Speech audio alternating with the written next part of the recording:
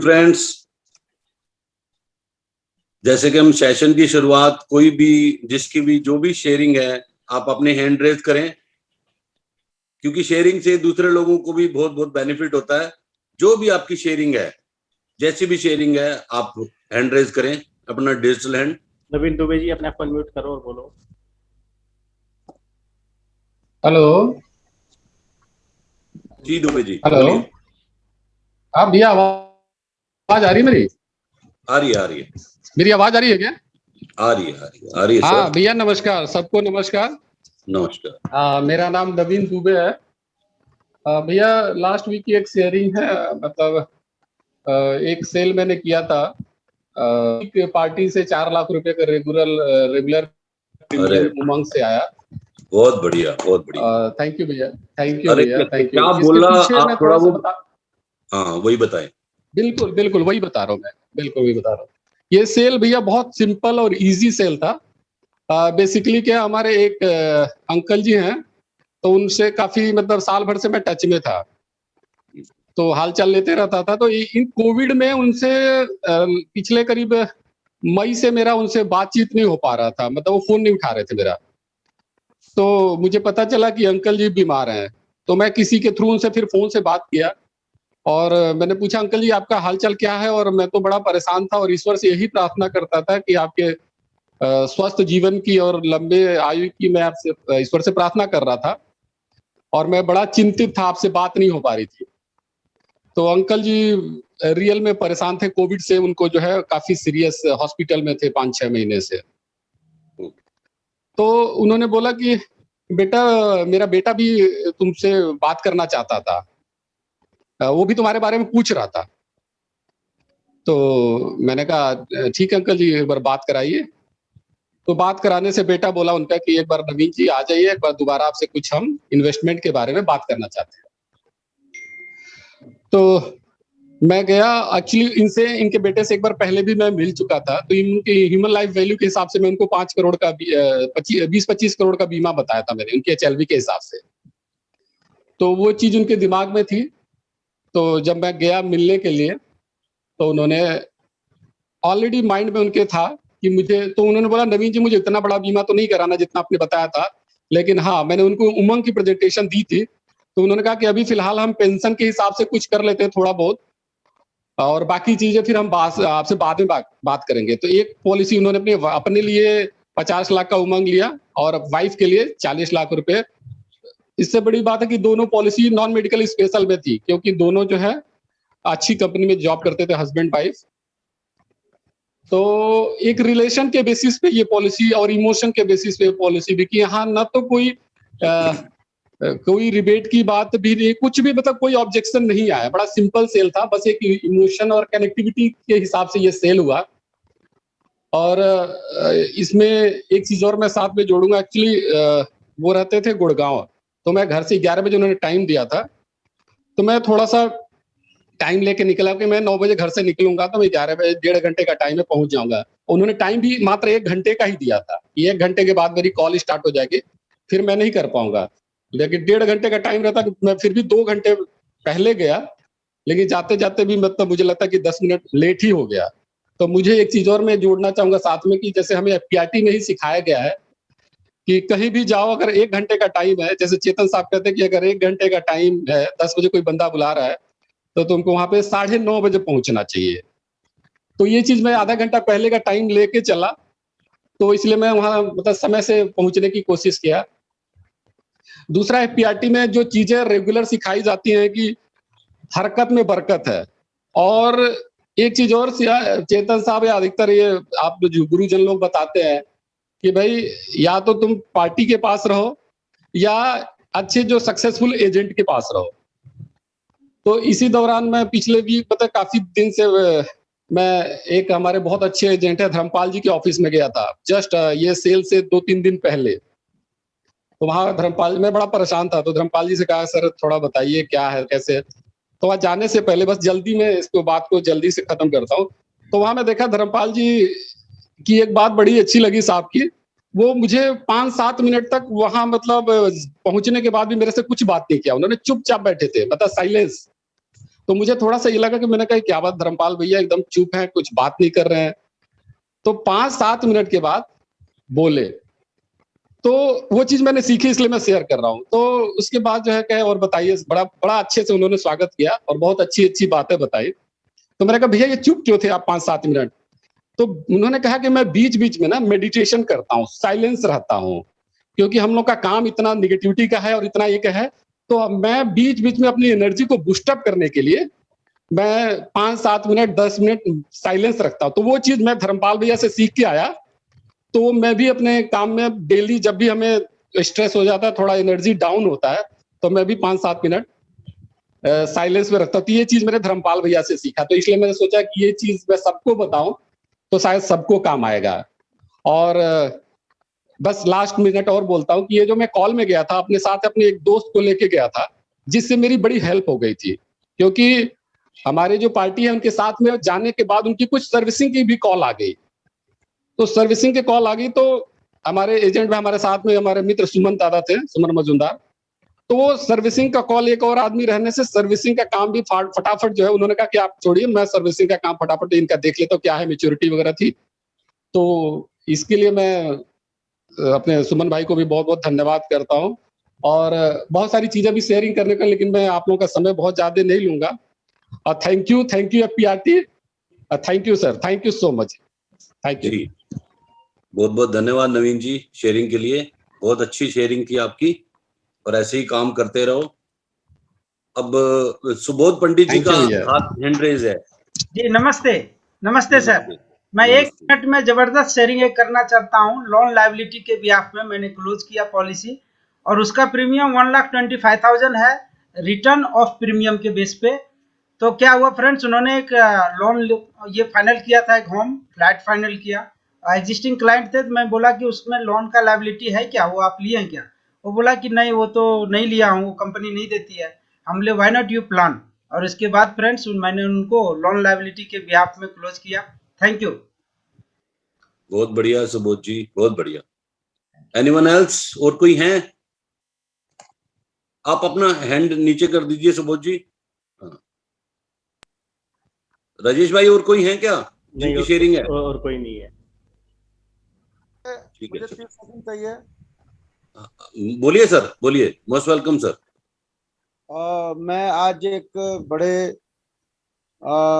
Meeting के लिए जा रहा हूं और भगवान ने चाहा तो एक सिंगल पॉलिसी में या मेरा शेयरिंग तो बाद में करूंगा। आपकी ब्लेसिंग्स चाहिए, आपकी दुआएं चाहिए, आपकी शुभकामनाएं चाहिए। हमारी शुभकामनाएं आपके साथ हैं सर, शुभकामनाएं। अगले हफ्ते में आके आपसे ये कहूं कि मेरी COT एक ही प्लान में हो गई। बहुत बढ़िया सर, तथास्तु सर, तथास्तु। तो बस वो तथास्तु आपका एक बार चैट बॉक्स में सबसे रिक्वेस्ट है, चैट बॉक्स में लिखो तथास्तु। आज मेरी इंपॉर्टेंट मीटिंग है और मैं अपने पूरी ब्रांच को साथ लेके जा रहा हूँ। मेरे ब्रांच मैनेजर भी मेरे साथ जाएंगे। तो बस वो मेरा निवेदन है आप लोगों से कि आप मेरे को शुभकामनाएं दीजिए। Thank you, thank you. शुभकामनाएं, शुभकामनाएं। नमस्ते दोस्तों, अब आगे बढ़ते हैं। आज के जो हमारे स्पीकर हैं, बड़े डायनामिक स्पीकर हैं, मिस्टर अजय त्यागी, जो दिल के बहुत ही नेक इंसान है और बिल्कुल जैसे होता है ना क्लियर कॉपी, वैसे ही इन्होंने अपने लाइफ में 17 हाफ मैराथन किए हैं, एक फुल मैराथन किया है और अभी पिछले हफ्ते 1,25,00,000 का सिंगल प्रीमियम, जो इनकी ब्रांच की एक हिस्ट्री है, 1991 से कोई भी नहीं लाया, उतना बड़ा प्रीमियम लाए हैं। और ये कंटिन्यूअस APC क्वालिफायर है मैक्स बूपा में और 5 टाइम MDRT इन्होंने किया है। और ये बिलीव करते हैं हेल्थ के साथ, वेल्थ के साथ हेल्थ भी बहुत जरूरी है, इसलिए इन्होंने अपनी हेल्थ को भी वेल्थ के साथ मेंटेन किया है। और दोस्तों, आज ऐसे स्पीकर को सुनेंगे हम। आज इनका टॉपिक है टेंजेबल एंड इनटेंजेबल एसेट। बहुत ही नई नई किताबें पढ़ते हैं और जब भी दिल करता है, मतलब जो इनका मन करता है वो वैसा काम करते हैं। बहुत ही नेचुरल इंसान हैं और आज हमारी रिक्वेस्ट पे एक बार फिर हमारे बीच आए हैं। एक बार मैं आप सबसे रिक्वेस्ट करूंगा, जोरदार तालियों से, डिजिटल तालियों से इनका स्वागत करेंगे और बुलाएंगे हम अजय त्यागी जी को। Ajay Tyagi ji, most welcome. Great sir, अब प्लेटफॉर्म आपका है सर, शुरुआत करें सर। थैंक यू सुनील भाई, थैंक यू वेरी मच। ऐसा इतना आपने मेरे बारे में कह दिया है, मैं तो समझता नहीं कि मैं ऐसा कुछ डिजर्व करता हूँ। मैं अपना एक नेचुरल लाइफ जीना पसंद करता हूँ, जैसा कि मेरी आवाज आ रही है लोगों को? बिल्कुल आ रही है सर। ठीक है, तो मैं एक नेचुरल लाइफ जीना पसंद करता हूँ, जैसा भगवान ने हमें उतारा है, जिस चीज के लिए हमें बनाया है। और क्या कहते हैं कि आपस में हम एक दूसरे से प्यार से रहें, अपना काम करते रहें, उसी तरह से आगे बढ़ते रहें। और चूंकि मैं किताबें पढ़ने का शौकीन हूँ, तो कई बार मेरे को लगता है कि जो ज्ञान मेरा है वो मेरे भाइयों को भी पता लगना चाहिए, और स्पेशली वो जो मेरे एफपीआरटी के दोस्तों को या फाइनेंशियल प्लानिंग में जो भी दोस्त हैं, कोई इंश्योरेंस एजेंट है, कोई म्यूचुअल फंड एडवाइजर है, या कोई भी है, वो उनको जितना कुछ सिखा सकते हैं। जनरली मैंने देखा है जो एफपीआरटी के बाहर जो सीन होता है वो ये होता है कि लोग बाग सेम प्रोफेशन के बंदे को देखकर अपना कंपटीटर मानते हैं और उससे फिर वो चीजें शेयर नहीं करते। लेकिन यदि कोई मेरे को एलआईसी एजेंट मिलता है तो मेरे को लगता है कि मेरा सगा भाई मिल गया है मेरे को, और मैं चाहता हूं कि उसे कुछ से कुछ भी जो मेरे पास है सब कुछ बता दूं। उसी के तहत चलते हुए मेरी इच्छा होती है कि एफपीआरटी पर भी कई बार आऊं। लास्ट टाइम जो मैंने शेयरिंग की थी वो 21 habits of self made millionaires, उसको भी लोगों ने सराहा था, तो मेरी हिम्मत बढ़ गई, मैं दोबारा से आता हूं। ठीक है, और आज का ये सेशन जो रहेगा ये मैं कोशिश करूंगा इंटरैक्टिव रहे। कहीं आपको बीच में भी कुछ लगे कि कुछ पूछना है तो आप मेरे को टाइप कर सकते हैं, मैं आपको वहीं पॉइंट आउट करके ना, नवीन दुबे जी धन्यवाद, वही पॉइंट आउट मतलब आपकी चीज को ले लेंगे। और यदि कुछ चीजें, क्योंकि देखिए आज का जो सब्जेक्ट है ये एसेट्स के ऊपर है, और एसेट्स जो होते हैं वो एक अकाउंट्स का सब्जेक्ट है बेसिकली, एसेट्स लायबिलिटी ये सब चीजें ना। और मैं अकाउंट्स में कभी रही हूँ, मेरी पढ़ाई भी सारी साइंस की थी, और ये ठीक है 25 साल से मैं इंश्योरेंस इंडस्ट्री में हूँ, तो थोड़ा बहुत कहीं ना कहीं आ जाता है। तो जो भी कुछ मैं आज डिलीवर करूंगा ये मेरा टोटल एक्सपीरियंस है, ये किसी किताब से नहीं पढ़ा है मैंने, ठीक है ना। मैं ना ही इसमें पहले डिस्क्लेमर दे सकता हूँ, कुछ भी डेफिनेशन कोई टर्म मैं यूज करता हूँ तो वो हो सकता है कि वो किताबों के हिसाब से या डिक्शनरी मीनिंग के हिसाब से मैं अलग डिलीवर करूं, लेकिन that will be my experience. जैसे जो चीजों को मैंने जो अपनी लाइफ में समझा है ना, मैं वो चीजें बताऊंगा। हो सकता है किताबी डेफिनेशन कुछ अलग भी हो सकती है, मैं आपको पहले डिस्क्लेमर दे देता हूं। और दोस्तों इस सेशन को देने के लिए, मेरे को यहाँ इन्वाइट करने के लिए सबसे पहले मैं पूरे एफपीआरटी टीम का बहुत बहुत आभारी हूँ, एफपीआरटी बोर्ड मेंबर का, और सबसे ज्यादा आभारी मैं अपने दोस्त लोगों का हूं जो ऑडियंस के रूप में यहाँ पर बैठे हैं। क्योंकि यदि कोई ऑडियंस, सिंसियर ऑडियंस ना हो, कोई बढ़िया लिसनर सामने ना हो, तो वक्ता की कोई वैल्यू नहीं है दोस्तों, ये मेरा मानना है। यदि बोलने वाला कुछ भी बोले, यदि सुनने वाला नहीं हो तो उसकी कुछ वो नहीं है। राजेश भाई मेरे को परमिशन है स्क्रीन शेयर की? परमिशन है आपको? ठीक है ठीक है।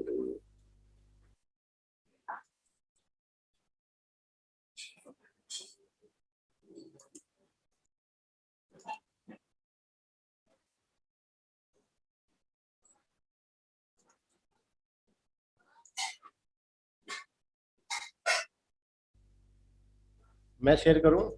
नहीं मैं कर रहा हूँ, तो फिर मजा खराब हो जाएगा। आपको इमरजेंसी के लिए रखा है मैंने।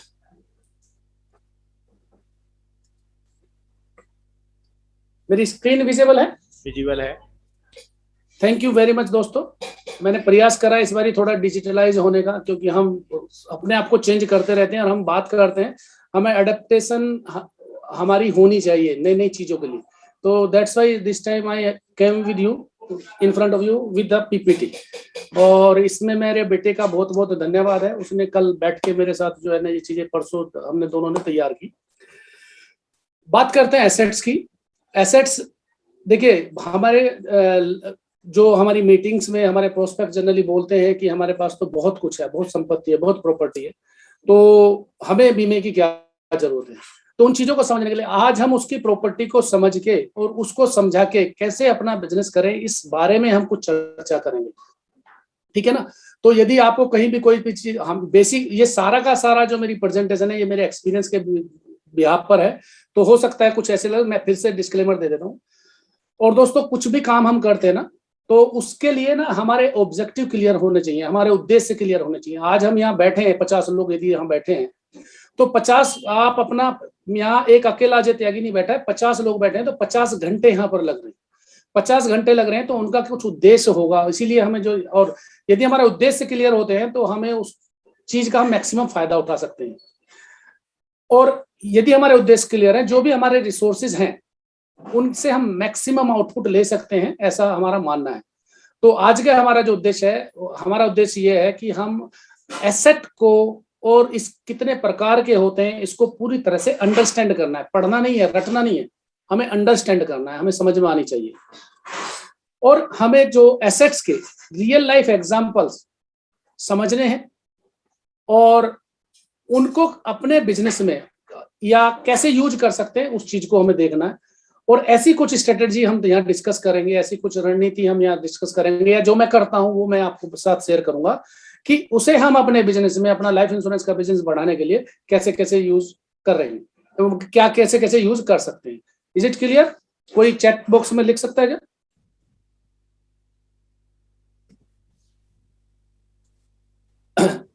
क्लियर है सर, क्लियर है।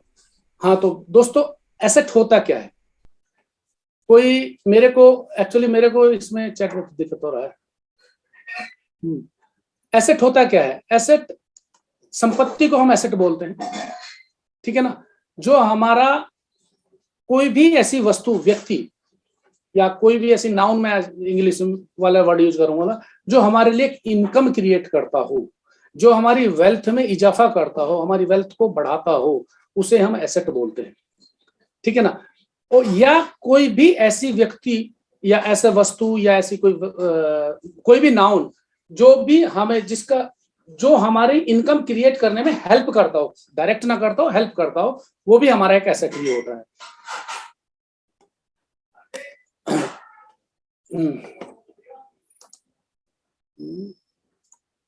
हाँ, अब एसेट को थोड़ा सा समझने के लिए मैं थोड़ा लायबिलिटी को सिर्फ एक सिंगल बार यहाँ यूज करूंगा। एसेट तो हमारी इनकम बढ़ाता है और लायबिलिटी इसका उल्टा होता है। लायबिलिटी हमारी इनकम को घटाता है या एग्जॉस्ट करता है, डिटेरियोरेट करता है, उसे यूज करता है, कंज्यूम कर लेता है। एसेट हमेशा हमें फाइनेंशियली फ्री करता है, हमें पैसे की चिंता से मुक्त करता है, जबकि लायबिलिटी हमेशा हमें फाइनेंशियली ट्रैप करती है, फंसाती है, या हमारी वीक करती है। एक लेमन लैंग्वेज में मैं ये कह सकता हूं, एसेट आपको इनकम देता है और लायबिलिटी आपको खर्चा देती है, बस सीधी सी बात। Is it okay? सुनील भाई, हाँ, और सुनील भाई आप इंटरेक्ट कर लिया करो मेरे साथ, मतलब कैसे चल रहा है, ठीक है ना? बढ़िया चल रहा है। हाँ, तो एसेट टाइप क्या है? हम एसेट होते कितने तरह के? आपकी प्रॉपर्टी, आपकी संपत्ति कितने तरह की होती है? तो ये दो तरह की होती है, एक टेंजेबल एंड इनटेंजेबल एसेट्स। इसके बारे में मैं ज्यादा बात नहीं करूंगा, क्योंकि टेंजेबल एसेट्स वो, और मतलब ये दोनों तरह से, टेंजेबल एसेट्स वो होते हैं जिन्हें हम छू सकते हैं, जिन्हें हम टच कर सकते हैं। इनटेंजेबल एसेट्स वो होते हैं जिन्हें हम छू नहीं सकते, सिर्फ महसूस कर सकते हैं। तो आज जो हमारा चर्चा रहेगी वो ज्यादातर इंटेंजेबल एसेट्स पर रहेगी। थोड़े से एग्जाम्पल हमने दिए हैं एसेट टाइप के। टेंजेबल एसेट्स कैसे होते हैं? जिन्हें हम छू सकते हैं, आपका कैश हो सकता है, furniture, plant and machinery, vehicles, building, stocks, equipments, computer, building में आपकी कोई एग्रीकल्चर लैंड है, कोई प्लॉट है, वो भी आ जाता है, सब चीजें। और इंटेंजेबल एसेट्स वो होते हैं जिन्हें हम छू नहीं सकते, जिन्हें हम टच नहीं कर सकते, जिनकी कोई फिजिकल फॉर्म नहीं होती है। जैसे किसी कंपनी ने कोई पेटेंट कराया है, या किसी ने कोई लोगो रजिस्टर्ड कराया है, या कोई कॉपीराइट है किसी का, आपकी ब्रांड वैल्यू उसी पे आ जाती है, या किसी ने कोई सॉफ्टवेयर डेवलप किया है, तो वो भी एक इंटेंजेबल एसेट्स हो जाता है, सेल्फ डेवलप्ड सॉफ्टवेयर जो होता है। या हमारा जो कस्टमर का डाटा है, अभी हम यहाँ पर जितने भी लोग बैठे हैं, 500, 700, 200, 1000 सभी लोगों के अपने कस्टमर हैं, तो वो कस्टमर आपके डाटा में है, आपके उसमें है, तो वो भी आपका एक इंटेंजेबल एसेट्स है। और कस्टमर बेस बिकता है, उसकी भी फाइनेंशियल वैल्यू होती है। कोई ट्रेडमार्क आपने रजिस्टर कराया है, या आपकी गुडविल और ब्रांड वैल्यू लगभग एक जैसा मैं मानता हूं, ये आपके इंटेंजिबल एसेट्स हैं। बात करते हैं, ये बातें हालांकि मैं कर चुका हूं, फिर भी एक बार फिर से दोहराते हैं।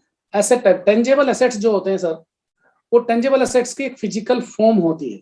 फिजिकल फॉर्म, चूंकि मैं साइंस से हूं तो मैं बोलता हूं वो सॉलिड लिक्विड गैस फॉर्म में होता है। गैस में तो जो सॉलिड लिक्विड में ही होते हैं, और उनकी हमारे अकाउंट्स की बुक में एक फाइनेंशियल वैल्यू होती है। कोई प्रॉपर्टी है, मान लीजिए कोई प्लॉट है कि ये मेरा 2 करोड़ का प्लॉट है, या ये मेरा फ्लैट है, ये मेरा 50 लाख का फ्लैट है। इस तरह से उनकी एक बुक वैल्यू होती है, या मेरे पास इतने की ज्वेलरी है, या सब चीजें ये होती हैं। ये जो जितने भी टेंजेबल एसेट्स होते हैं उसको हम एक मॉनेटरी मींस में मेजर कर सकते हैं, इसका कहने का मतलब ये है। साथ ही साथ टेंजेबल एसेट जो होते हैं वो ट्रांजैक्शनल हो सकते हैं, वो एक दूसरे को लिए खरीदे बेचे जा सकते हैं। साथ ही साथ ये ट्रांसफरेबल हो सकते हैं। ट्रांसफरेबल का मतलब होता है इसमें कोई फाइनेंशियल ट्रांजैक्शन ना हो लेकिन ट्रांसफर हो जाए, जैसे किसी व्यक्ति की मृत्यु के बाद उसका वो एसेट्स उसके फैमिली मेंबर्स में या उसके सक्सेसर्स को दिया जाता है, या वो नॉमिनेशन के थ्रू भी जा सकता है, वो विल के थ्रू भी जा सकता है, या फैमिली सेटलमेंट डीड के थ्रू भी जा सकता है, या सक्सेशन सर्टिफिकेट लेके कोर्ट से भी जा सकता है। ठीक है, यहां तक क्लियर है सुनील भाई? बिल्कुल क्लियर है सर। ठीक है, बहुत बढ़िया जा रहे हैं सर। ठीक है, अभी आ जाते हैं टेंजेबल एसेट्स जो होते हैं, ये फिजिकल एसेट्स होते हैं, ये कितने तरह के होते हैं, मतलब कितने तरह के होते हैं, वह किस रूम में जाते हैं। इसमें कुछ फिक्स्ड एसेट होते हैं। फिक्स्ड एसेट वो होते हैं जिन्हें जनरली हम अपनी अचल संपत्ति भी बोल सकते हैं, या ऐसा कुछ बोल सकते हैं। जैसे कि आपकी कोई प्रॉपर्टी है, आपकी ज्वेलरी है, आपकी फैक्ट्री की प्लांट एंड मशीनरी है, आपके ऑफिस का फर्नीचर फिक्सचर है, ये सब चीजें जो होते हैं फिक्स्ड एसेट में आते हैं। कुछ करंट एसेट्स होते हैं, ये होते तो फिजिकल फॉर्म में है लेकिन ये परमानेंट नहीं होते। जैसे आपका रॉ मटेरियल है, आपने किसी को शॉर्ट टर्म के लिए कर्जा दे रखा है, या कुछ प्रोडक्ट जो आपकी कोई फैक्ट्री है, रॉ मटेरियल से फिनिश होने तक के बीच में कोई प्रोडक्ट लाइन में कुछ सामान है, वो सब चीजों को देखते हुए वो सारी की सारी चीजें हमारे करंट एसेट्स हो सकते हैं। और यदि हम इसमें और डेप्थ में जाएंगे तो और हमारे यहाँ 20 आइटम हमें मिल जाएंगी ऐसी। मैंने आपका टाइम को ज्यादा यूज ना करते हुए, मतलब ज्यादा ना लेते हुए, मैं इस हिसाब से देख रहा हूँ कि हमारा टाइमली प्रेजेंटेशन खत्म भी हो जाए। ये अंडरस्टैंडिंग की बात है, होपफुली आप लोग समझ ही रहे होंगे। फिर देखिए दोस्तों, अभी जो आते हैं हमारे इंटेंजिबल एसेट्स के ऊपर हम आते हैं। इंटेंजिबल एसेट्स वो होते हैं जिनकी कोई फिजिकल फॉर्म नहीं होती, जो इनकी कोई भौतिक अवस्था नहीं होती, ठीक है ना। और सबसे बड़ी बात सर, ये जो इंटेंजिबल एसेट्स हैं ये हमें कंपटीशन में विन की तरफ ले जाते हैं। हमें मतलब कटिंग एज के कंपटीशन में ये हमें, एक सेकंड,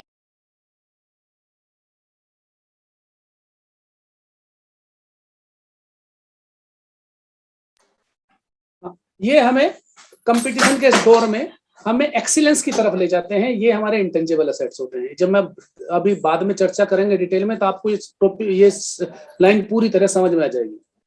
और दोस्तों, इनकी कोई मॉनेटरी वैल्यू नहीं होती है आम आदमी की भाषा में। हम इंश्योरेंस एजेंट की भाषा में तो बहुत बड़ी मॉनेटरी वैल्यू होती है, उसे हम समझ लेंगे।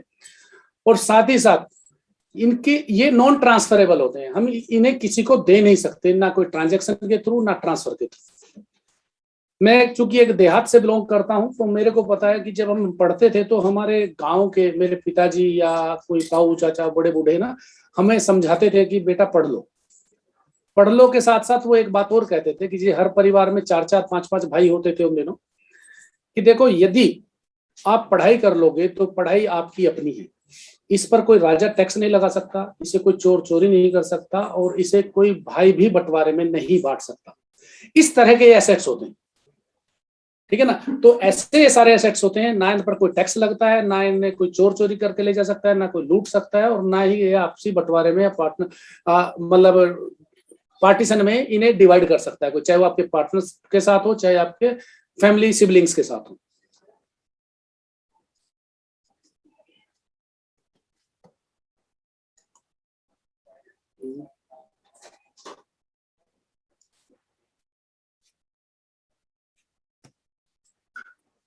इंटेंजिबल एसेट्स भी 2 प्रकार के होते हैं, एक डेफिनेट एसेट्स होते हैं, एक इनडेफिनेट एसेट्स होते हैं।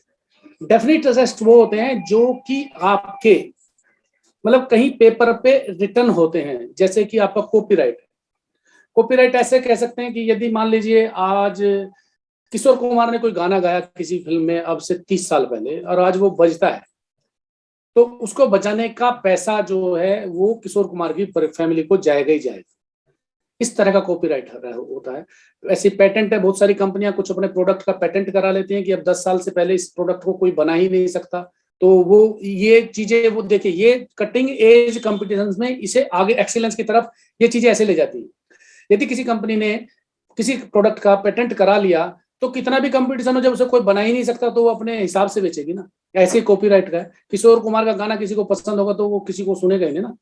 ट्रेडमार्क भी यही चीज है, सोशल मीडिया इन्फ्लुएंस है, या हमारा कोई वर्किंग एग्रीमेंट भी किसी के साथ हो जाता है, वो भी हमारा डेफिनेट इंटेंजिबल एसेट्स होता है। मान लीजिए कोई फिल्म का एक्टर है या कोई सिंगर है, वो कोई कॉन्ट्रैक्ट साइन करता है कि फला फिल्म में एक्टिंग करेगा या सिंगिंग करेगा, वो जो कॉन्ट्रैक्ट है वो भी हमारा डेफिनेट इंटेंजिबल एसेट्स है। साथ ही साथ हम बात करते हैं इनडेफिनिट एसेट्स की। इनडेफिनिट एसेट्स हम इसे महसूस करते थे, हम एक्चुअली हमारा जो सारा कंसंट्रेशन है बीइंग एन इंश्योरेंस एजेंट, हमें सिर्फ और सिर्फ इनडेफिनिट एसेट्स पर ही काम करना है। दोस्तों इस बात को देख लीजिए, हमारा जो सारी क्लोजिंग होगी, हमारा जो सारा बिजनेस होगा वो होगा इनडेफिनिट एसेट्स पर ही। ये सारी चीजें बात करी थी हमने समझदारी के लिए, और हमें क्लाइंट को ये बतानी भी है, तभी जाके हम इस पर फोकस कर पाएंगे। इनडेफिनिट एसेट्स वो होते हैं, ये 100% इंटेंजिबल होते हैं, इसकी कोई भी फॉर्म होती नहीं है। जैसे ऊपर वाले डेफिनिट एसेट्स है तो फिर भी पेपर पर होते हैं, ये पेपर पर होने कहीं नहीं होते। इसमें नंबर 1 आता है आपका इंटेलेक्ट। इंटेलेक्ट क्या है? इंटेलेक्ट वो है जो आपको डोमेन की नॉलेज है। यदि आप इंश्योरेंस एजेंट हैं तो आपको इंश्योरेंस की कितनी नॉलेज है। यदि आप इंजीनियर हैं, सुनील भाई हमारे इंजीनियर है, मैकेनिकल इंजीनियर है, तो मैकेनिकल इंजीनियरिंग में कितनी मशीनों की समझदारी है, ठीक है ना। वो सर्वेयर है तो सर्वे में इन्हें कितनी जानकारी है, कितनी पढ़ाई कर रखे, कितने सर्टिफिकेट ले रखे हैं सर्वे के लिए।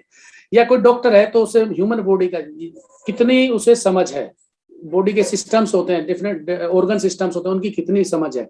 ये हमारा इंटेलेक्ट है, ये हमारी जानकारी। बेसिकली आप कहते हैं तो इंटेलेक्ट को आप ऐसे बोल सकते हैं कि इंटेलेक्ट आपकी पढ़ाई और आपके काम से संबंधित आपके ज्ञान को हम इंटेलेक्ट बोल सकते हैं। इसके बाद आता है टैलेंट। अब उस ज्ञान को आप अपने काम में कितनी निपुणता के साथ स्वीकार करते हो, इंप्लीमेंट करते हो, वो आपका टैलेंट है।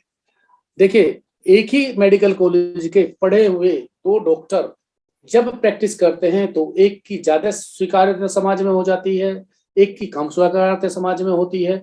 तो उस हिसाब को देखते हुए वो वहां एक ही कॉलेज में पढ़े, एक ही परसेंटेज, एक ही ग्रेड उनका पास आउट होते वक्त आया, फिर भी उनकी समाज में स्वीकार्यता में डिफरेंस क्यों है? वो उनके टैलेंट के ऊपर है कि वो अपने ज्ञान को अपने काम में कितने निपुणता के साथ उतारते हैं। ऐसे ही हमारा भी होता है। देखिए, हम एक ही पॉलिसी बेचते हैं, एक ही फॉर्म भरते हैं, एक ही जगह ट्रेनिंग लेते हैं, फिर भी पंकज भाई यहाँ टीओटी कर जाते हैं और हमारी मुश्किल से एमडीआरटी होती है। तो ये टैलेंट है पंकज भाई का, या ये टैलेंट है मेरा कि मैं उतनी निपुणता के साथ नहीं कर पा रहा। इस चीज को देखते हुए हमें इस चीज पर ध्यान देना है। और ये बातें हमें, ये मैं अपने बिजनेस से रिलेटेड कर रहा हूँ, लेकिन ये बातें हमें क्लाइंट के बिजनेस से रिलेटेड, उसकी दुनिया में रह के उसके काम से रिलेटेड करनी है। उसके साथ है एक्सपीरियंस।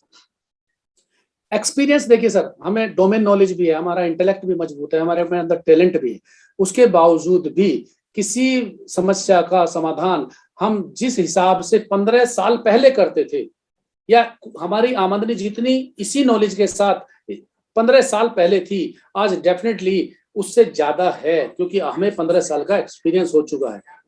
और या समस्या का समाधान हम आज बेहतर तरीके से कर पाएंगे, क्योंकि हमें 15 साल से समस्याओं से जूझने का हमें अनुभव हो चुका है। इस तरह से इंटेलेक्ट, टैलेंट और एक्सपीरियंस जो है वो हमारा इंडेफिनिट एसेट्स हो जाते हैं और ये हमारे उसमें काम करते हैं। उसके बाद आता है हम ब्रांड। सर, आप किसी भी इंडस्ट्री में हो, किसी भी बिजनेस में हो, किसी भी सर्विस में हो, ब्रांड आपका पर्सनल ब्रांड एक होता है। ये जरूरी नहीं है कि जो बड़ी बड़ी मल्टीनेशनल कंपनियां उन्हीं के ब्रांड होते हैं या LIC का लोगो ही उसका ब्रांड है, ऐसा नहीं है। आपका अपना ब्रांड है। हम सर्विस इंडस्ट्री में हैं तो हम अपनी सर्विस अपने क्लाइंट को किस तरह से देते हैं, कितने टाइम से देते हैं, बिफोर टाइम देते हैं, टाइम से डिले देते हैं, और उसकी इमेजिनेशन, उसकी कल्पना के अनुरूप देते हैं, कल्पना से अच्छा देते हैं, कल्पना से खराब देते हैं। इन सब से हमारा एक ब्रांड उसके अंदर, उसके दिमाग में खड़ा होता है। ऐसे ही हमारे क्लाइंट का भी उसके वेंडर्स, उसके सप्लायर्स के दिमाग में खड़ा होता है। पेमेंट कितने किस टाइम से देता है, कितना परेशान करता है, टाइमली कर देता है, इन सब चीजों के, इन सब से हमारा एक ब्रांड क्रिएट होता है। उस ब्रांड की वजह से हम बिजनेस में खड़े होते हैं। Is it okay everybody? Sunil भाई? ओके सर, बहुत बढ़िया जा रहे हैं sir, great sir. Thank you, thank you, thank you. अब इन सब चीजों को हम कैसे यूज कर सकते हैं? इनडेफिनिट एसेट्स की ही बात करेंगे हम डेफिनेट एसेट्स छोड़ देते हैं। इनडेफिनिट एसेट्स की कोई बुक वैल्यू नहीं होती सब, इनकी कोई कीमत मॉनेटरी वैल्यू में होती ही नहीं है, ठीक है ना सब। और इसके साथ साथ हम ये भी जानना चाहते हैं, ये भी कि इन्हें डेवलप होने में टाइम लगता है। ये ओवरनाइट का गेम नहीं है कि आप रात को सोए और सुबह आपने कोई यूएसबी केबल लगा के डाउनलोड कर लिए सारे इंडेफिनिट एसेट्स। इसमें टाइम लगता है। यदि हम इंटेलेक्ट की बात करें तो इंटेलेक्ट में हमें देखिए, हमारी जो एजुकेशन है वो 12वीं तक की एजुकेशन, उसके बाद 4 साल की डिग्री, कम से कम 5 साल की डिग्री, उसके बाद जो इसमें हमें लग जाते हैं कम से कम 17-18 साल हमारी एजुकेशन शुरू होने से बाद में। यानी कि हमारी उम्र के, हम 5 साल के स्कूल में बैठे, 18 साल हम उसमें लगाए, तो 23-24 साल की उम्र तक हमारी इंटेलेक्ट डेवलप होता है। उसके बाद टैलेंट भी टाइमली, इसमें इतने टाइम लगता है। एक्सपीरियंस हमें समय के साथ होता है, हम बात कर सकते हैं। आज यदि मैं 25 साल पुराना एजेंट हूं तो मुझे 25 साल का एक्सपीरियंस है ना, तो 25 साल पहले मैं कैसे लोगों को पॉलिसी समझाता था, आज कैसे समझाता हूं, वो सब चीजें मेरे एक्सपीरियंस के साथ ही आई है ना। इसमें यहाँ पर हर कोई 10, 5, 15, 20 साल पुराने एजेंट बैठे हैं, एक से एक बड़े बैठे हैं, तो उनको एक्सपीरियंस मतलब हर, और ब्रांड बनने में भी टाइम लगता है। चारों को चारे जो भी हमारे एसेट्स हैं, जो इंडेफिनिट एसेट्स हैं, इनको बनाने में टाइम बहुत लगता है। और सर इनकी एक और खासियत है, यदि ये डेवलप हो जाते हैं ना ढंग से, तो आपके दूसरे एसेट्स की भी एफिशिएंसी बढ़ा देते हैं कमाने की। मान लीजिए आपकी रेंटल इनकम के लिए ही आपने कोई एसेट रखा हुआ है, तो उसकी एफिशिएंसी ये बढ़ा देते हैं। आपका एक्सपीरियंस, आप किराएदार बढ़िया ढूंढोगे, आप कोई बढ़िया कंपनी का ढूंढोगे, ठीक है ना। और साथ ही साथ दोस्तों, यदि ये चारों के चारों इंडेफिनिट एसेट्स जैसे जैसे डेवलप होते हैं, वो आपकी पर्सनैलिटी यहाँ वर्ड मैंने यूज किया है, लेकिन मैं यूज करना चाहता हूं आपके कैरेक्टर, आपके चरित्र में दिखाई देते हैं। आपका चरित्र इन सिर्फ और सिर्फ इंडेफिनिट एसेट्स से बनता है। और एक चीज मैं भूल गया था, यहाँ इंडेफिनिट एसेट्स में ये ब्रांड और इंटेलेक्ट, टैलेंट के साथ साथ ना, मैं मेरे दिमाग में था लेकिन मैं भूल गया, फिर भी मैं बता देता हूँ। हमारा बिहेवियर भी हमारा इंडेफिनिट एसेट्स है। बिहेवियर मतलब हम व्यवहार कैसा करते हैं, हम टीम वर्क में कैसे रहते हैं, हम अपने एम्प्लॉय के साथ कैसे रहते हैं, हम अपने सुपीरियर्स के साथ कैसे रहते हैं, हम अपने 4th क्लास कर्मचारी के साथ कैसे रखते हैं, हम किसी विकलांग व्यक्ति के साथ कैसे बिहेव करते हैं, हम अपने पत्नी, अपने बच्चों, अपने भाई बहनों के साथ कैसे बिहेव करते हैं। ये भी हमारा इंडेफिनिट एसेट्स होता है, जो कि हमारे ब्रांड बिल्डिंग में काम आता है। इसी तरह से, इसी वजह से ये सारी की सारी चीजें हमारे चरित्र में दिखाई देती हैं। और दोस्तों लेकिन एक ये बात है, हम या तो समझ ना होने की वजह से या जरूरत महसूस ना होने की वजह से ये सारे के सारे एसेट्स ना मोस्ट इग्नोर्ड होते हैं। हम इस बारे में ज्यादा चिंता नहीं करते, इनके डेवलपमेंट की तरफ ध्यान नहीं देते, जबकि हमें डेवलपमेंट इन्हीं का करना चाहिए और अपने क्लाइंट को भी बताना चाहिए, सर इसी पर ध्यान दीजिए। इनकी कोई बुक वैल्यू नहीं होती है दोस्तों, लेकिन अब आप बताइए इंडेफिनिट एसेट डेवलप कैसे होते हैं। हमने एक्सपीरियंस के बाद बताया, टाइम टेकिंग प्रोसेस बताया, इसमें इनके डेवलपमेंट के लिए क्या क्या चीजें जरूरी होती हैं। तो एक तो हमारी परवरिश, अपब्रिंगिंग, हमारी परवरिश कैसे माहौल में हुई है, हम कहाँ पैदा हुए हैं, हमारे यहाँ किस तरह का माहौल था, मतलब एक दूसरे के साथ प्यार से रहते थे या झगड़ा करके रहते थे या टीम के साथ रहते थे, उस हिसाब से इसका असर हमारे इंडेफिनिट एसेट्स पर पड़ता है। हमारी एजुकेशन कहाँ हुई है, किस इंस्टीट्यूट में हम पढ़े हैं, कितनी अपॉर्चुनिटी वहां थी, कितना हमने, एजुकेशन और लर्निंग दोनों में अंतर होता है। एजुकेशन का मतलब सिर्फ एकेडमिक सर्टिफिकेशन नहीं होता मेरे हिसाब से। एजुकेशन का मतलब आपकी लर्निंग होनी चाहिए। तो आपकी एजुकेशन में लर्निंग कितनी है, वो आपके इंडेफिनिट एसेट्स को, आपके इंटेलेक्ट को बढ़ाने में हेल्प करता है। और दोस्तों लास्ट सेशन में भी मैंने ये बात कही थी, मैं इस पर बहुत जोर देता हूँ, आपकी कंपनी कैसी है ये आपके व्यवहार को, आपके टैलेंट को, आपके इंटेलेक्ट को, आपके एक्सपीरियंस को बहुत कुछ बढ़ाता है या घटाता है। मैं आपको बता देता हूँ, एक बुक मैंने पढ़ी थी पहले, काफी दिन पहले, तो उसमें लिखा था a person is known by his company he keeps. एक आदमी जाना जाता है अपने दोस्तों की वजह से। साथ ही साथ इतना भी सच है, एक person is known by the company he avoids. एक आदमी इस बात से भी जाना जाता है वो किन दोस्तों के साथ नहीं रहता है। तो हमें दोनों चीजों पे ध्यान देना है, हमें किसके साथ रहना है और किसके साथ नहीं रहना है। ये हमारी अपब्रिंगिंग में काम आएगा दोस्तों, और ये बहुत जरूरी चीज है। साथ ही साथ हमारा एटीट्यूड, पीछे मैंने चरित्र की बात की थी, तो वो भी एक बहुत बड़ा बात है हमारे इंडेफिनिट एसेट्स के डेवलपमेंट में, क्योंकि हम विपरीत परिस्थितियों में किस तरह से बिहेव करते हैं, हम फेवरेबल कंडीशंस में किस तरह से बिहेव करते हैं, कोई समस्या आने पर हम उससे किस तरह से लेते हैं, हम उसे में अपॉर्चुनिटी देखते हैं या घबरा जाते हैं, उसे समस्या ही मानते हैं। जबकि ये सच है कि हर समस्या अपने एक समाधान को लेके आती है, बस हमें ठंडे दिमाग से सोचना होता है। तो हमारा एटीट्यूड कैसा है, उसी हिसाब से हमारे इंडेफिनिट एसेट्स डेवलप होते हैं। मैं ये नहीं कह रहा हूं कि हमारा पॉजिटिव होना चाहिए या नहीं होना चाहिए, हमारा जैसा है वैसे हमारे एसेट्स डेवलप हो जाएंगे, बस सीधी सी बात है। और दोस्तों अभी जो बात करेंगे हम बात करेंगे कि हमारे इंडेफिनिट एसेट्स का असर अच्छा या बुरा किस पर पड़ता है। तो इसमें हमारे स्टेक होल्डर्स कौन कौन है। देखिए, सबसे बड़ी बात तो सबसे पहले तो हमारे इंडेफिनिट एसेट्स का या इंटेंजेबल एसेट्स का जो असर पड़ता है वो हमारे ऊपर पड़ता है। हम जितने इंटेलेक्ट होंगे, जितने टैलेंटेड होंगे, जितना एक्सपीरियंस्ड होंगे, जितनी हमारी ब्रांड होगी, जैसी ब्रांड होगी, अच्छी बुरी जो भी कुछ है, उसका असर हमारे ऊपर पड़ेगा। वो हमारी पर्सनल लाइफ पर पड़ेगा, हमारे फाइनेंशियल्स पर पड़ेगा, हमारे मेरी हेल्थ पर भी पड़ेगा। मैं तो यहाँ तक बोलता हूँ, हेल्थ का जिक्र तो मैं अपने सेशन में करूंगा, ये आपको झेलना पड़ेगा। ठीक है ना, इज इट ओके सुनील भाई? बहुत बढ़िया सर, बहुत बढ़िया। तो हमारे ऊपर पड़ेगा, हमारी फैमिली पर पड़ेगा। फैमिली में मैं जनरली, हम फैमिली को यदि डेफिनेशन देखें तो मी, माय वाइफ एंड 2 किड्स, इतना ही नहीं होता। आपकी पत्नी, आपके बच्चे, आपका पति या आपके बच्चे तो हैं ही, साथ में आपके पेरेंट्स भी हैं, साथ में आपके ब्रदर सिस्टर्स भी हैं। ठीक है ना, वो सब हमारा परिवार ही होता है।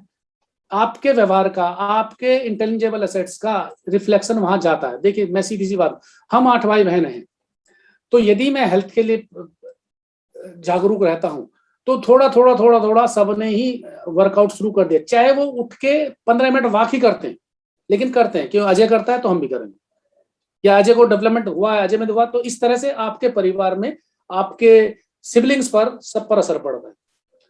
और इसमें मैं ये भी कह सकता हूं कि इसमें आपके डिपेंडेंट भी हो सकते हैं। कई भाई बहन डिपेंडेंट भी होते हैं, बच्चे डिपेंडेंट, फैमिली तो डिपेंडेंट होती है, पेरेंट्स भी डिपेंडेंट हो सकते हैं। कई बार भाई बहन भी डिपेंडेंट हो सकते हैं, उनकी किसी फिजिकल डिफॉर्मिटी या किसी मेंटल डिफॉर्मिटी की वजह से वो आपके ऊपर डिपेंड हो सकते हैं।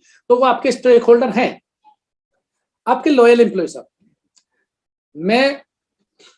मेरे पास एक लड़का 15 साल से काम कर रहा है, आज वो 35 साल का, 40 साल का हो चुका है।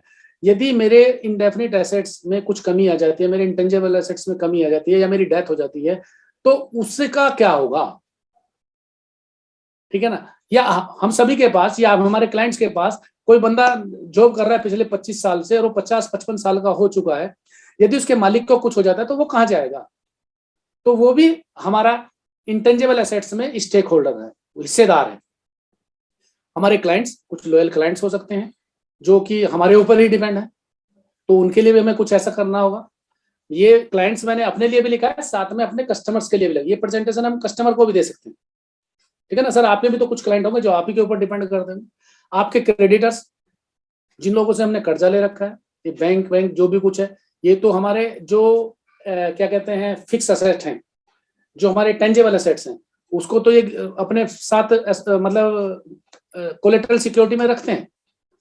लेकिन फिर भी चूंकि हमारे इंटेंजिबल एसेट्स, हम उसकी वजह से हमारी आमदनी आती है, तो क्रेडिटर का भी हिस्सेदारी उसमें है, क्योंकि हमारी आमदनी का कुछ हिस्सा क्रेडिटर को भी देना होता है।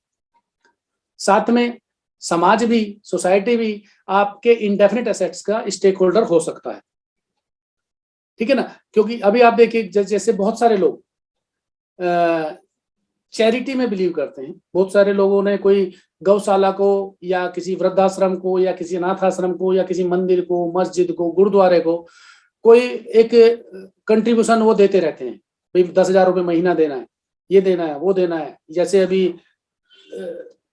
राजेश भाई किसी उसके मतलब किसी आश्रम के लिए, अपना घर आश्रम के लिए काम कर रहे हैं, तो चैरिटी से चलते हैं। बहुत लोग वहां पर रेगुलर डोनेशन देते हैं, तो इसीलिए चलता है ना। तो उन लोगों का जो उसमें परमानेंट चैरिटी देते हैं या कहीं भी परमानेंट चैरिटी दे देते हैं, तो उस चैरिटी का, उस सोसाइटी के उस हिस्से का, उस प्रोजेक्ट का हमारे इंटेंजिबल एसेट्स में हिस्सा है, ये मेरा मानना है। तो दोस्तों इस तरीके से ये सब लोग हमारे इंटेंजिबल एसेट्स के हिस्सेदार हैं। अब जब इतने सारे हिस्सेदार हैं तो ये सारे के सारे काम तो पैसे से चलते हैं। और मैंने कहा था कि हम इंटेंजिबल एसेट्स की तो वैल्यू नहीं होती। दोस्तों अब उसकी वैल्यू लगाने का वक्त आया है। आज हम बात करेंगे कि इसको कैसे वैल्यूएशन कर सकते हैं। इसकी वैल्यूएशन करने के लिए हमारे पास बहुत सारे तरीके। हम एक डिपेंडेंसी असेसमेंट कर सकते हैं कि हमारे ऊपर कितने लोग डिपेंडेंट हैं और कितने कितने वैल्यू के लिए, मॉनेटरी वैल्यू के लिए डिपेंडेंट है।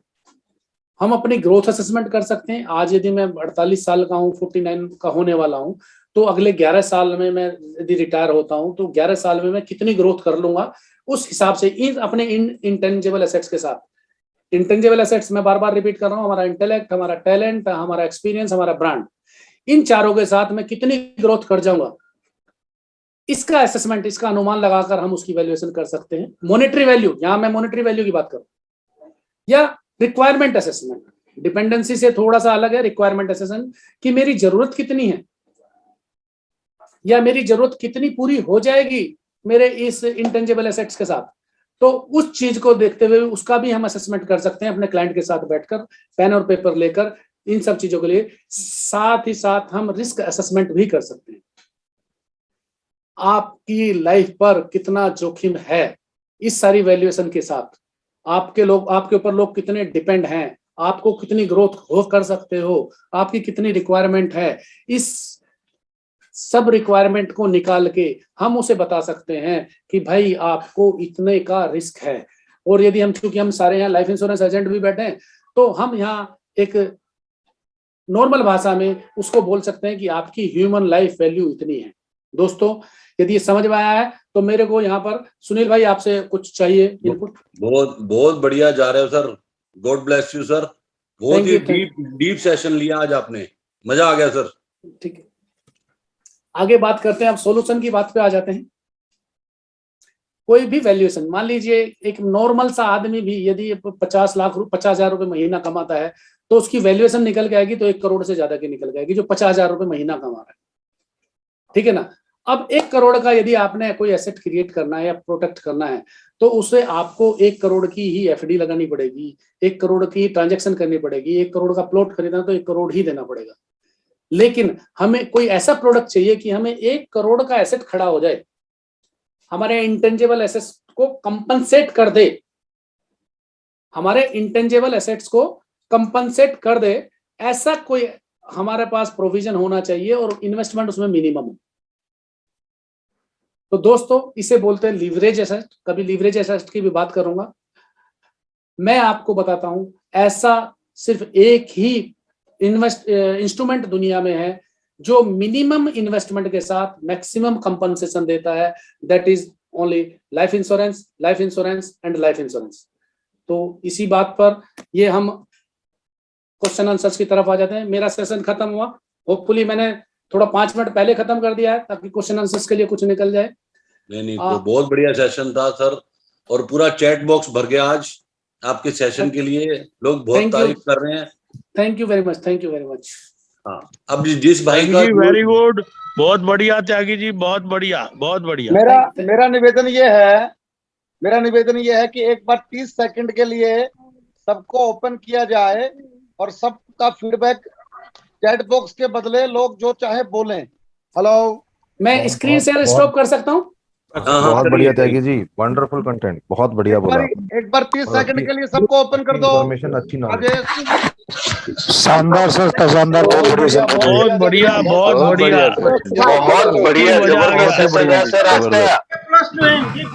मजा आ गया सर, मुद्दे में भी जान आ गई। बढ़िया सर, बहुत ही सुंदर सर, बहुत बढ़िया सर, बहुत बढ़िया सर, बहुत सुंदर, शानदार, जबरदस्त सर, बहुत बढ़िया त्यागी जी, बहुत ही बढ़िया, बहुत सुंदर, बहुत आपकी सबको बंद कर दो, सबको बंद कर दो। त्यागी जी आज आप थैंक यू। बंद करो। त्यागी जी आज आपकी इंटेंजेबल असेट बहुत बढ़ गई है, देख लो आप। त्यागी जी आप म्यूट हो। आज आपके खाते में बैलेंस ही बैलेंस है। थैंक यू वेरी मच बड़े भैया, ये आपका आशीर्वाद है, आपकी संगत का नजर आज तो आपकी मतलब करोड़ों रुपए की आपकी प्रॉपर्टी तैयार कर दी हमने। मेरे को ऊपर आपका आशीर्वाद है, आपके साथ रहकर। Love you. क्वेश्चन ले लो भाई, क्वेश्चन ले लो। जिसका भी कोई भी क्वेश्चन है अपना डिजिटल हैंड रेज करें please. Raise hand. Question answers में यदि मैं कोई जवाब नहीं देना पाऊं तो मेरे को ना सुरेश अरोड़ा हमारे माननीय चाचा जी की हेल्प की जरूरत पड़ सकती है, ठीक है ना? ठीक है, कोई दिक्कत नहीं सर, आपके साथ ही हैं सुरेश जी भी।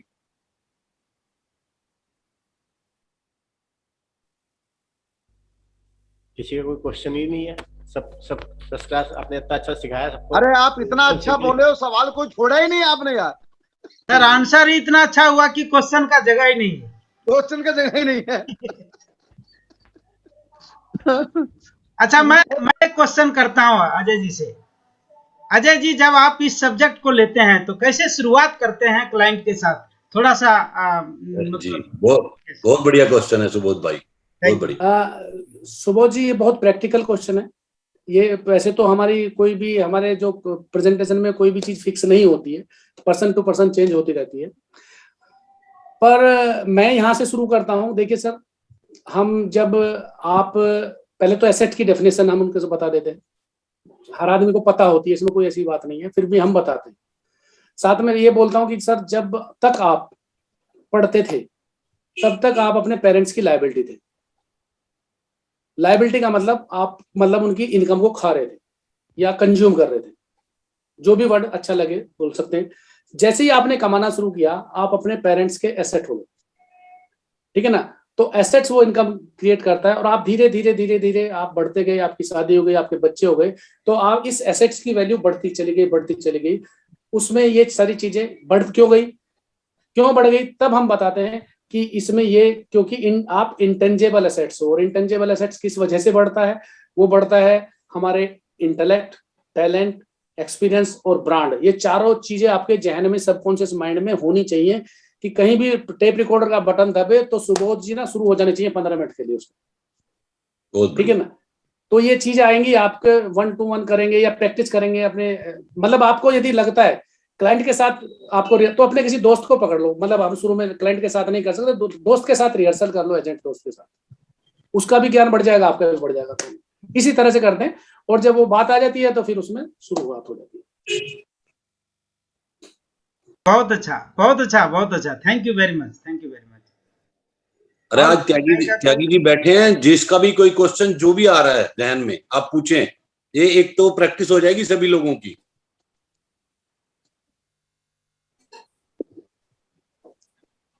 एक और क्वेश्चन मैं ही कर लेता हूं सर। अजय जी करिए। ऑब्जेक्शन क्या आता है अगर जैसे आप बीच में बात करते हैं तो कस्टमर के साइड से क्या ऑब्जेक्शन आता है और क्या आप आंसर करते हैं? देखिए ऑब्जेक्शन तो जनरली यही आता है कि हमारे पास तो मतलब जनरली हमारा प्रोडक्ट ऐसा है कोई लेना नहीं चाहता। देखिए सीधी सी बात जी। और ऑब्जेक्शन कुल मिला के हमारे पूरी लाइफ में 25 साल में वही 5-6 तरह के ऑब्जेक्शन है। उससे कोई दूसरे तरीके से दे देता है, कोई उस तरीके से दे देता है। हमें उसे सिर्फ रियलाइज कराना है कि आप वैल्यूबल हो और आपकी इस वैल्यू की किताबों में कोई कीमत नहीं है। आपने बहुत सारे प्रॉपर्टी, फैक्ट्री, दुकान, शोरूम सब खड़े कर दिए हैं, ठीक है, लेकिन खड़े क्यों हुए हैं? खड़े हुए हैं आपके वही इंटेलेक्ट, टैलेंट, ब्रांड और एक्सपीरियंस की वजह से। और यदि आप इस पर ध्यान नहीं देंगे तो इस अपने इस इंटेंजिबल एसेट्स को क्यों ना आप मॉनेटरी वैल्यू में कन्वर्ट कर दें, ठीक है ना? आप ये देखिए घर का मतलब सिंपल सी बात है, घर में से आपके ऑफिस से घर से कुछ पुरानी चीजें भी निकलती हैं तो हम उन्हें फेंकते नहीं है, हम उन्हें कबाड़ी को दे देते हैं, जबकि वो हमारे लिए वैल्यूबल नहीं है, वो भी हमारे बदले में कुछ वैल्यू देके जाती है। सर हाँ, आप तो जीते जागते इतने बड़े इंटेंजिबल एसेट्स हो, तो आपको तो पूरी पूरी वैल्यू आपके परिवार को मिलनी चाहिए। तो उस हिसाब से अजय भैया एक सवाल मेरा है। बोलो बड़े भैया। वैसे मेरे औकात नहीं है, मेरा वैल्यू मतलब कद नहीं है। आप मुझे इतने वर्षों से जानते हो, 12-1 साल से तो जानते ही होंगे मेरे को आप। हाँ 12-13 साल से जानते हैं। तो राजेश चेतन की इंटेंजिबल एसेट क्या लगती है आपको, कितनी होनी चाहिए आपके हिसाब से? अनलिमिटेड है वैल्यू तो किसी की भी नहीं कर सकते, पर आपकी तो मतलब एरर आ जाएगी कैलकुलेटर में। कहाँ तक मेरी वैल्यू कितनी होनी चाहिए? थोड़ा टाइम तो दो इनको कैलकुलेट करने के लिए। 500 करोड़। हाँ कम से कम 100। कितनी करोड़ बताइए? 500 करोड़। 500 करोड़। हाँ जी। आप तो देखो ना, कुछ चैलेंज कर देता हूँ आज। नहीं देखो ना, आप देखो आपका डाटा बैंक कितना बड़ा है। आपके रिलेशन कैसे कैसे लोगों ने, मैंने जो इंटेंजिबल एसेट्स में कस्टमर डाटा बैंक की बात करी थी। आपके तो कस्टमर डाटा बैंक को छोड़ दो, आप सारे तो सेलिब्रिटी को जानते हो। जो आपकी सबसे बड़ी इंटेंजिबल एसेट्स है वो है आपकी सोसाइटी। हाँ वो सोसाइटी में आप कंट्रीब्यूट करते हो, एक ही दिन में 2-2 करोड़ रुपए चंदा इकट्ठा कर लेते हो, तो हिसाब लगाओगे तो कितनी आपकी वैल्यू आएगी? तो मैंने एरर आ जाएगी एक्सेल में भी। राजेश भाई आप अमूल्य एसेट हो, अमूल्य एसेट। वाह वाह वाह, thank you sir, thank you. और यहाँ एक से एक बड़ा हीरा मुकाबला नहीं है। और राजेश भाई अजय जी एक क्वेश्चन मेरा भी है। पूछो। हाँ मैंने कहा जैसे पैसा जिनके पास है वो वेल ऑफ होते हैं वो लोग। और कुछ करना है या अगली सूचना दे दूं?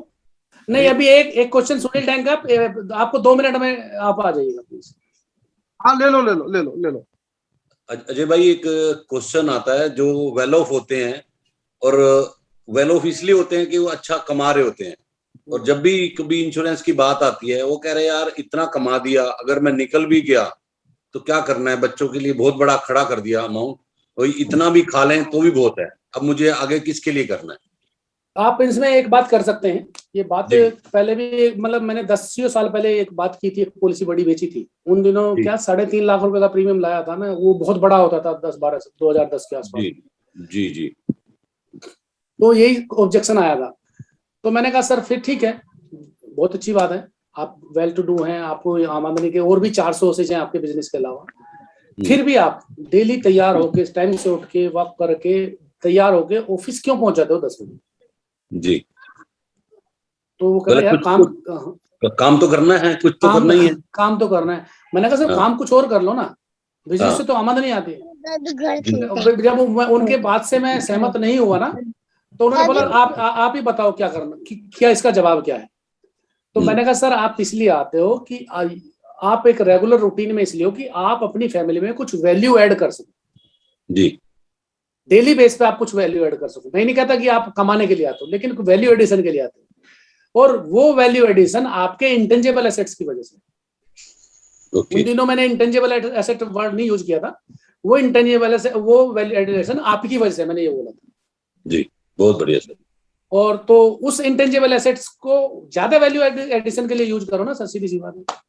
बहुत बढ़िया। और भाई ये तो 100% तो रिजल्ट हमारे यहाँ आता नहीं है सुनील भाई जी, तो फिर कोई नहीं होगा, कोई नहीं।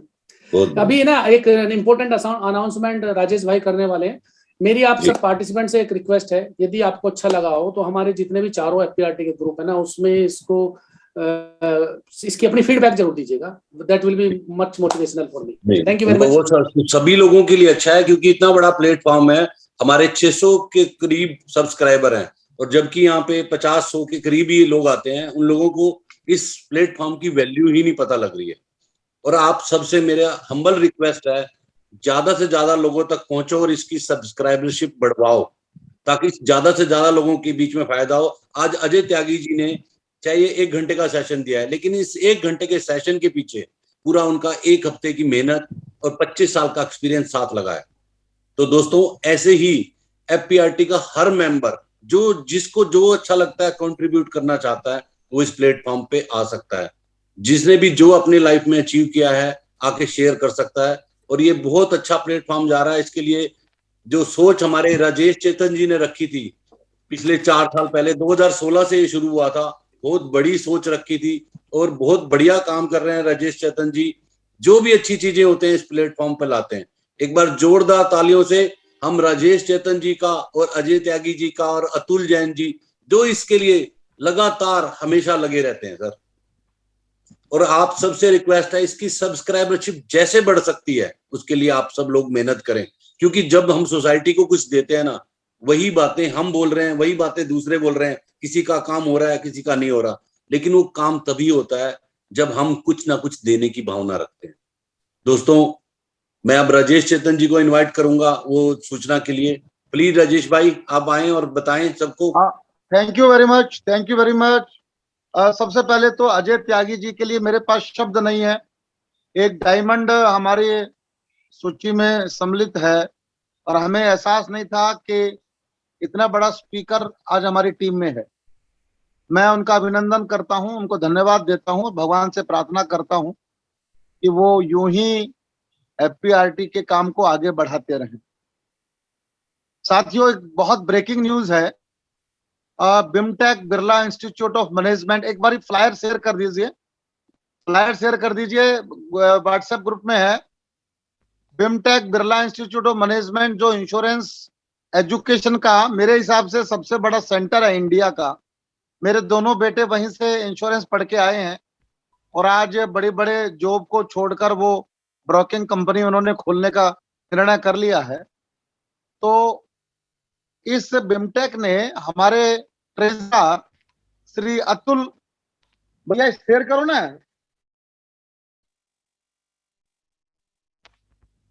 राजेश शेयर नहीं हो रहा भाई, एक्चुअली मेरे कंप्यूटर में वो नहीं है। मैं स्लाइड शेयर करो ना कल का। करता हूँ। तो इस बिमटेक ने 11 तारीख को, नोट कर लें आप लोग, 11 तारीख को 11 बजे, यानी कि सैटरडे को 11 बजे एक चर्चा है। एजेंसी जो चैनल है इसका फ्यूचर क्या है, इसके ऊपर बात करने के लिए जो मनोज पांडे है, प्रोफेसर मनोज पांडे, उन्होंने एक टॉक रखी है, एक डिस्कशन रखा है, जिसके अंदर अनूप जी LIC के एक्स ED वो रहेंगे, प्रोफेसर मनोज पांडे रहेंगे और हमारे FPRT से हमारे ट्रेजरर श्री अतुल जैन साहब रहेंगे। मैं बताना चाहता हूं कि आने वाले समय में एजेंसी चलेगी कि नहीं चलेगी, ये बहुत बड़ा सवाल खड़ा हो गया है। तो ये बहुत जरूरी एक वेबिनार है, लिंक आपको मिल जाएगा, आप सब इसको ज्वाइन करेंगे। क्या हो गया राजेश, ये हो नहीं रहा क्या भैया? राजेश भाई, सब ग्रुप में हमने ऑलरेडी डाल दिया है, सब ग्रुप में। नहीं, यहाँ स्क्रीन पे शेयर क्यों नहीं हो रहा, इसमें क्या दुविधा है? और राजेश भाई, एक छोटी सी बात मैं बोलना चाह रहा था। ये ना बेसिकली जो लोग उस पे रजिस्टर करेंगे ना, उस लिंक को रजिस्टर करना पड़ेगा, क्योंकि मैं उसी पे आ रहा हूँ, मैं उसी पे आ रहा हूँ। हाँ। ये सबको एंट्री नहीं मिलेगी, ये उसका फ्लायर है, ये पूरा अभी सामने नहीं आ रहा, कुछ कट गया है मनोज पांडे जी का चित्र, कोई प्रॉब्लम है इसमें शेयरिंग में। ये क्लब इनमोस है बिमटेक वालों का, ये पूरा अभी पूरा नहीं खुला है ये, अब आया, अब पूरा आया है। ये बिमटेक जो है इसका क्लब इनमोस, ये प्रोग्राम है, panel discussion future agency channel in insurance, future of agency channel insurance. तो आप सब लोगों से निवेदन है कि रजिस्टर करें। रजिस्टर के लिए लिंक दिया गया है, उस लिंक पर जाकर रजिस्टर करेंगे तो आपको लिंक मिलेगा वेबिनार में बैठने का। तो 11 तारीख को 11 बजे आप सब आएंगे। एक बार चैट बॉक्स में जो जो आ रहे हैं वो सूचित कर दे मेरे को कि कितने लोग आ रहे हैं, कि मैं आ रहा हूं 11 तारीख को 11 बजे। जो आना चाहते हैं एक बार यस लिख दीजिए, यस मैं आऊंगा, चैट बॉक्स में लिख दीजिए। बहुत जरूरी वेबिनार है ये। Very good, thank you very much. Over to Sunil Dang ji. बहुत बढ़िया सेशन रहा, बहुत बहुत थैंक यू राजेश भाई शेयरिंग करने के लिए। बहुत बढ़िया सूचना आपने दी है।